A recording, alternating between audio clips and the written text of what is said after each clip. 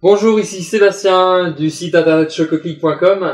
Alors aujourd'hui, je vous emmène au secret du chocolat à Strasbourg.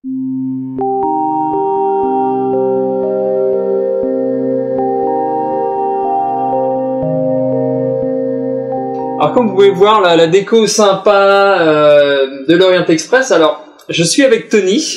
Bonjour Tony. Bonjour Sébastien. Merci de t'accueillir au secret du chocolat. Ça va nous permettre un petit peu de mieux connaître ce beau musée et tout ce qui va venir par la suite. Il m'en a dit énormément de choses. Donc là, on s'installe. Là, je crois. Est-ce que tu peux nous expliquer un petit peu où on est et c'est quoi aussi le secret, les secrets du chocolat? Bon, alors bienvenue. En fait, on se situe actuellement dans une ancienne voiture de l'Orient Express, une voiture originale qui date de 1929. Et on propose un voyage gastronomique, un voyage culinaire autour d'essence, un voyage dans le temps aussi, un voyage historique à travers la carte, puisqu'on reprend également des éléments des premiers menus servis à bord de l'Orient Express à l'époque, avec toujours une touche de cacao ou de chocolat qu'on retrouve à travers la carte. Est-ce que tu peux me dire un petit peu ce que c'est aujourd'hui? Parce que je crois que ça fait bientôt 10 ans que les secrets du chocolat existent. Et par rapport à ça, comment ça a évolué et quelle direction et où ça va? Oui, les secrets du chocolat à la base est né en 2003, donc le musée a plus de 10 ans maintenant. Notre objectif, on va tendre vers une visite de plus en plus expérientielle. On a envie de vivre le chocolat. Le chocolat, c'est festif, c'est gourmand. Et on veut vendre ça à nos visiteurs. On veut leur offrir un moment de détente, un moment festif, un moment gourmand qu'on va revivre à travers toutes les étapes. Et donc on va avoir une première partie dès l'entrée dans le musée où on va commencer par apprendre ce que c'est le chocolat. Ensuite, ce qu'on propose, c'est vraiment un retour aux sources, de savoir ce qu'il y a derrière. Le chocolat ne pousse pas directement sur les arbres. Et on essaie de montrer justement toutes les étapes, tout le processus qu'il faut pour le créer.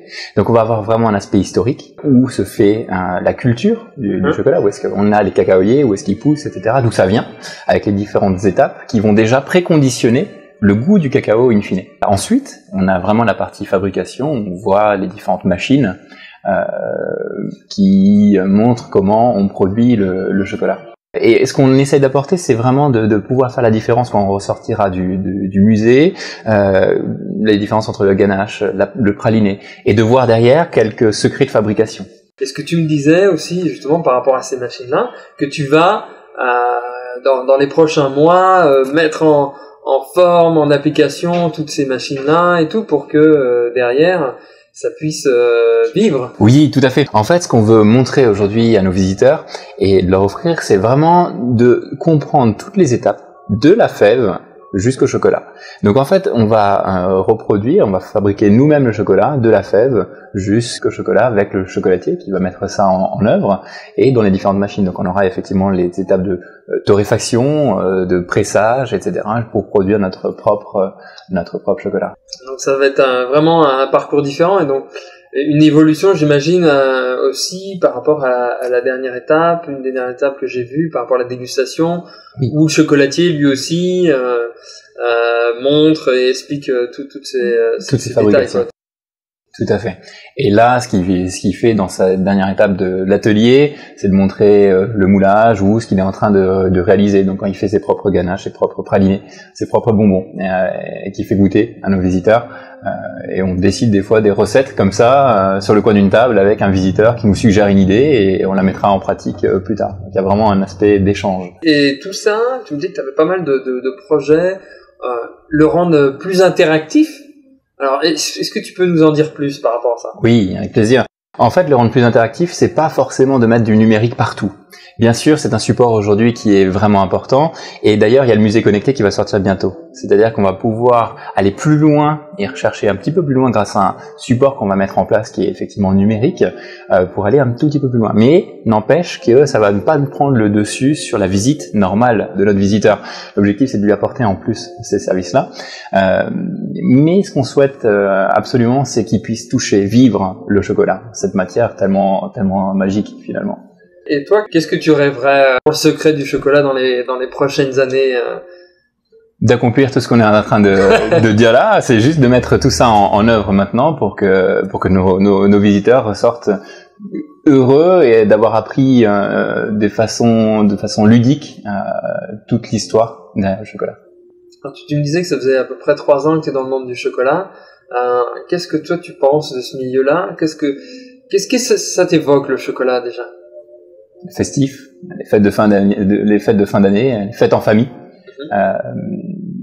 Donc on a vraiment cet aspect famille, plaisir, gourmandise, toute cette thématique-là.